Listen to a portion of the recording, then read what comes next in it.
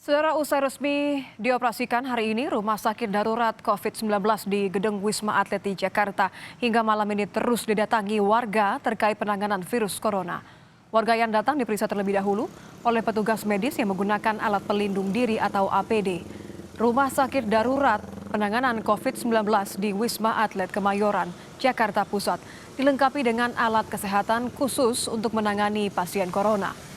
Rumah sakit menggunakan 2 tower di kompleks Wisma Atlet yang bisa menampung total 3.000 lebih pasien. Kita akan pantau kondisi terkini di Rumah Sakit Darurat COVID-19. Ada jurnalis Kompas TV, ada Alvania Rizky di sana. Alva, apakah saat ini warga masih mendatangi Rumah Sakit Darurat? Benar sekali, Nitya dan juga saudara, ternyata sampai malam ini sekitar pukul 9 lewat begitu ya, masih ada antrian kendaraan yang menantikan dari pintu masuk 3, tepatnya di belakang saya ini masih merupakan pintu masuk 3, pintu masuk pasien maupun ambulans yang memang diperuntukkan bagi mereka yang ingin datang ke Rumah Sakit Darurat COVID-19 Wisma Atlet Kemayoran. Saya akan menunjukkan kepada Anda, juru kamera saya, Denny Joshua, menunjukkan seberapa banyak antrian kendaraan di sini. Tidak banyak, hanya ada 10 kendaraan yang masih menantikan gilirannya begitu ya untuk masuk. Karena kalau melihat pantauan kami, memang kendaraan-kendaraan ini diberikan jadwal tersendiri atau bergantian masuk.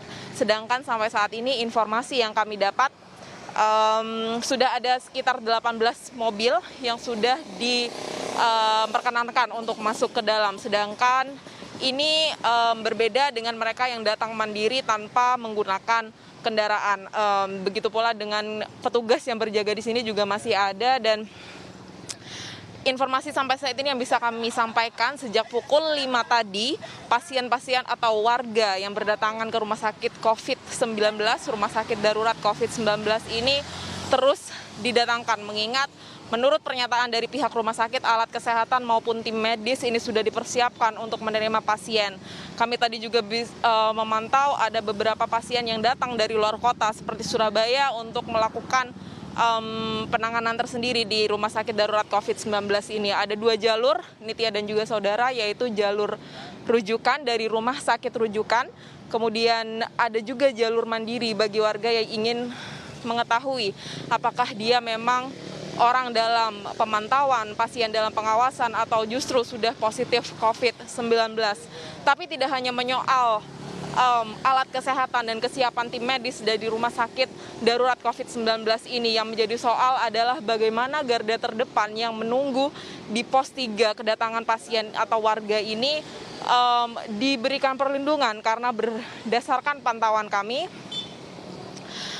tim yang berjaga di pintu masuk baik itu dari TNI maupun kepolisian ini tidak dilengkapi dengan alat pelindung diri, sehingga mereka tidak bisa membantu masyarakat atau warga yang ingin mengevakuasi diri.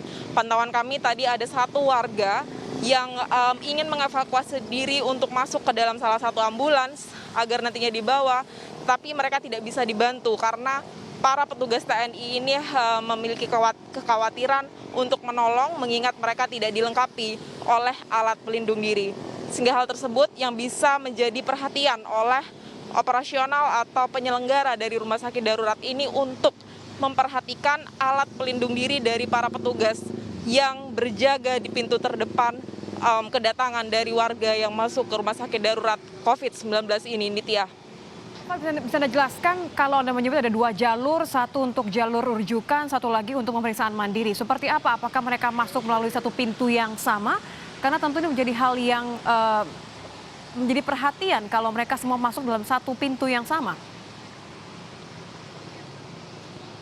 Benar sekali, Nitya, ini hanya ada 1 pintu yang memang dikhususkan untuk pasien, baik itu pasien mandiri maupun yang mereka dari rujukan dari rumah sakit rujukan seperti yang ada di belakang saya. Ini merupakan pos 3, satu-satunya pintu yang bisa mengakses atau tempat akses bagi para masyarakat atau warga yang ingin masuk ke Rumah Sakit Darurat COVID-19 ini. Karena kalau pantauan kami tadi di pos 4 itu tidak diperkenankan untuk ada kendaraan yang masuk. Sedangkan di pos 1 ini hanya diperkenankan untuk VIP saja. Artinya hanya ada satu pintu masuk, yaitu di pos 3 ini yang memang dikhususkan bagi para pasien yang akan dirawat di rumah sakit darurat COVID-19. Kalau lihat fungsionalnya, Nitya dan juga saudara, rumah sakit darurat COVID-19 ini memang diperuntukkan bagi ODP, PDP maupun positif COVID-19 dengan gejala menengah hingga ringan.